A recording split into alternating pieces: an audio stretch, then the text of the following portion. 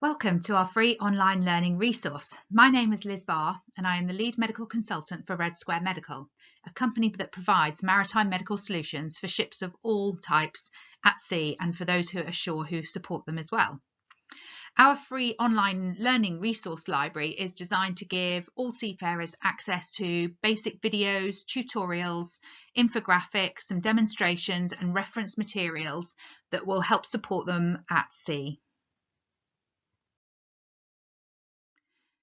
Today's learning resource is going to be a theory and video demonstration of the automated external defibrillator.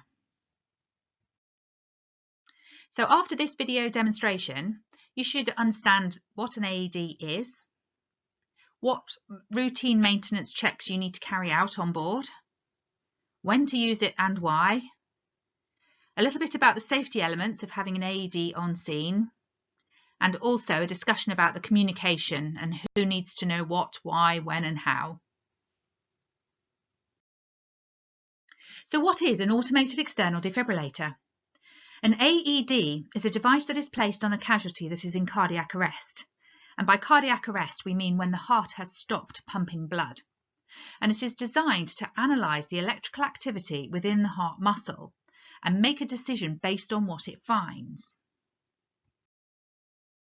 So in order to make sure that your AED is up and running and ready to go in an emergency, it's really important that you carry out routine maintenance checks on it to make sure that it is fit for purpose.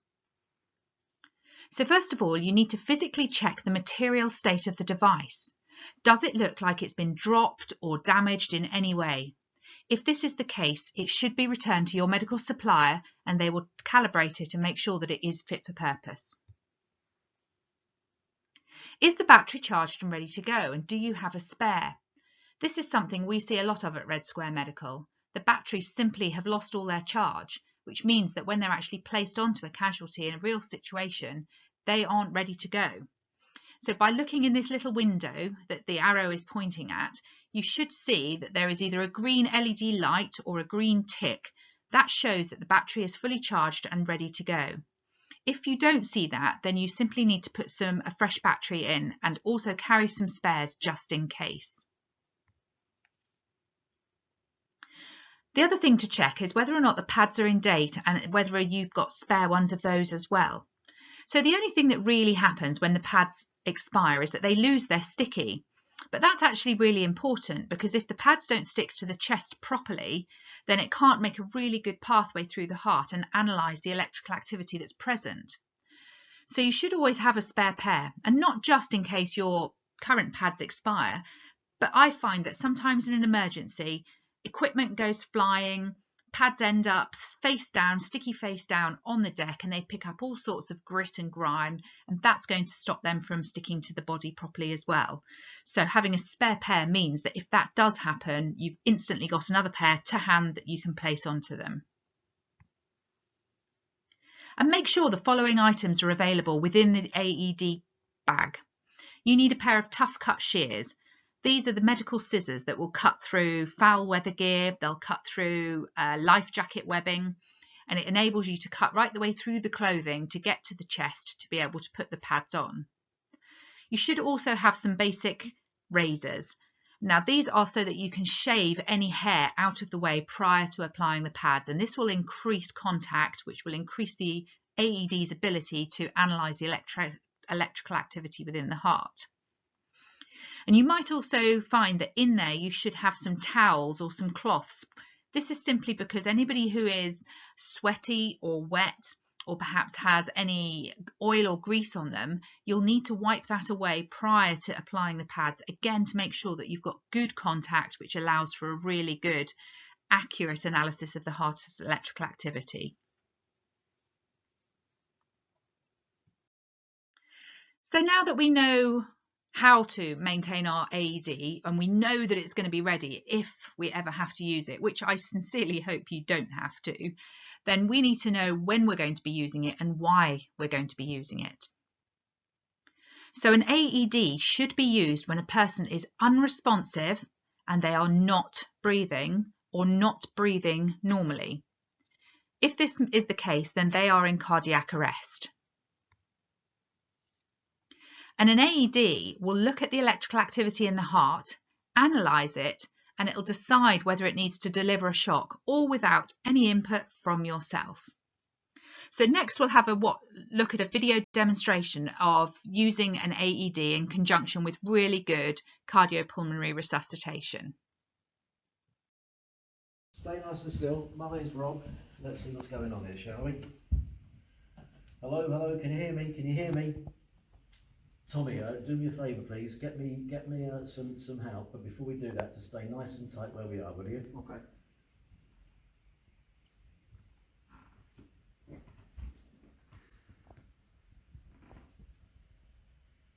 Okay, Tommy. My guy's not breathing normally. I need you to go to the bridge, tell the bridge that I've got an emergency, and I also need you to get the AED, and I want you to get me the airway kit that comes in the AED package. Can you do that and come straight back to me? Yeah. Thanks very much.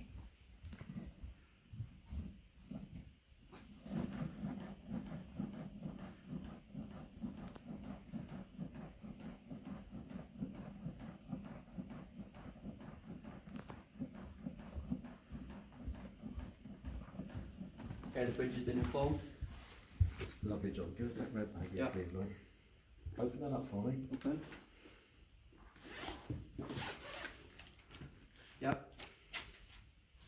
You'll see 2 little pads in there. Have a look at the pads, because the pads are going to show you. You're going to stick those onto my. You got it. Well done. Left hand one. Yep. I don't want to stop. I want you to get your hands round behind me. Good. Plug it in. Okay. Turn it on.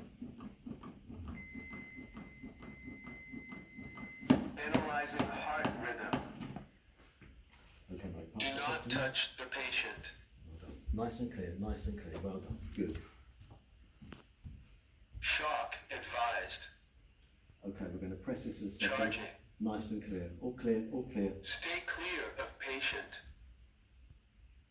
Deliver shock now. Shock delivered. Begin CPR. Did you get the help for me? Yeah, he's on the way. Okay, well done.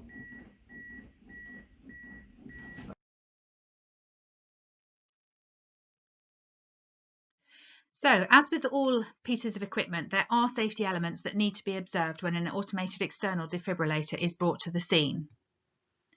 First of all, do not use this if the person is in puddles of water. It is not safe. What you can do is just drag them clear, and if it's just surface water on the deck, they'll be absolutely fine. These devices are cleared for use on the side of swimming pools, so that's the level of water we're talking about, just a little bit of surface water. Anything more than that, and you'll need to get them well clear. You must make sure that if oxygen has been brought to the scene, that it's at least a metre away from the person when the shock is being delivered. This is to prevent any possibility of a spark igniting the oxygen and causing a major fire. And you must make sure that all people on scene are clear of the body before delivering a shock. If you have any physical contact with somebody when they're putting that shock through them, there is a small chance that you may pick up some of that shock and it could cause serious damage to you as well. So you would have noticed in the video that he kept saying all clear, all clear, all clear, and verbalised the fact that he was going to press the button. That's really important to let everybody know exactly what's going on from a safety perspective.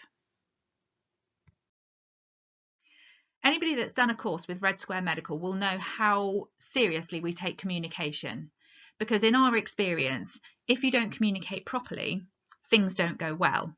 So it's really important that during a cardiac arrest scenario where an AED is on scene and being used, we need to know who needs to know and what they need to know. So you will have noticed in the video that the first responder asked one of the other crew members to alert the bridge to the fact that they had an emergency and that they needed an automated external defibrillator. Part of that communication will be whereabouts you are and anything else that you might need. So apart from the automated external defibrillator, you may be asking for oxygen equipment, first aid kit, and extra people. So when do they need to know? Well, they need to know the instant you realise there's an emergency, but there is also an element of needing to update them and letting them know if anything changes. So as a rule of thumb, we tend to update the bridge after the first shock has been delivered. But after that, we tend to work on any significant change. And significant change is going to be in this situation if they show signs of recovery. So who should they be talking to on the bridge? Well, they need to be talking to one of the deck officers who's going to be able to liaise with shoreside services to help plan and conduct a rescue of this person. And what do we need to do afterwards? Well, once we've had this whole scenario play out and either this person is going to be evacuated and taken to hospital or they're going to be declared dead on board, then it's really important that you communicate with the members of the crew to talk about what's happened and to look at the situation and have a bit of a hot debrief, really. And this is the very first step in understanding what it is that you've been through and how badly it can affect people. And when I say that, I mean that it is the first step, because this is an ongoing process. When somebody responds to a cardiac arrest, especially on board where you might know the person quite well, it can be quite traumatic and leave you with feelings of failure or deep depression. And this isn't always immediately obvious. So that hot debrief is the first step in finding out if anybody's feeling rubbish about things. And I can guarantee they will be. But what we need to do is an ongoing programme to monitor people's mental health and see how that they're responding long term to the fact that they've had to take part in a cardiac arrest scenario on board.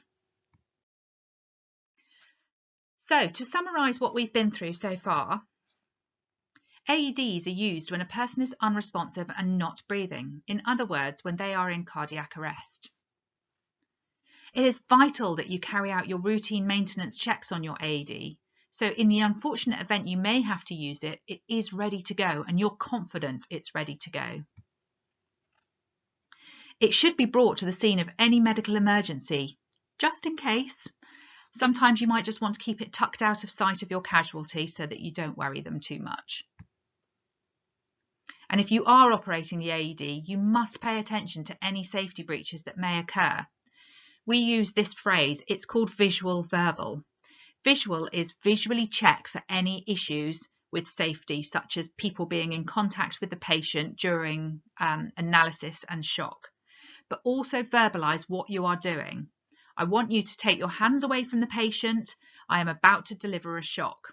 And this visual verbal check means that we can make sure everybody is aware of all the safety elements and that we are clear in what we are communicating to people. And on communication, it is everyone's responsibility, but think carefully about how you do it. Who needs to know what, when, and how often do you want to update them? What you don't want to be doing is constantly thinking, I've got to phone the bridge, I've got to phone the bridge, I've got to phone the bridge, because actually they've got things to do because they need to raise the alarm to shoreside. You've got to concentrate on your efforts down on deck and working with that patient. So actually just think, how often do they need updating? And significant change is a really useful guideline for that. And I think most importantly, what I want to say is don't forget how important it is to update your first aid knowledge. And toolbox talks are a great way of doing it. These short videos that you watch through our free online resource video are another great way of doing it. But don't be afraid to get in touch if you want a bit more and let us know what you want. We're always happy to help. Well, that's it. Thank you very much for taking part in this online tutorial. Please do give us some feedback. We love feedback, whether it's good, bad or indifferent, but also let us know what you want to see turn up in your free online resource library. We always want to put useful content in there that's really helpful to the people who work on board ships. We know what it's like because we're all at sea ourselves. Why not follow us on LinkedIn as well, or visit our website where there's a whole host of information that you might find useful. Anyway, for now, nice to see you all and catch up with you soon. Bye.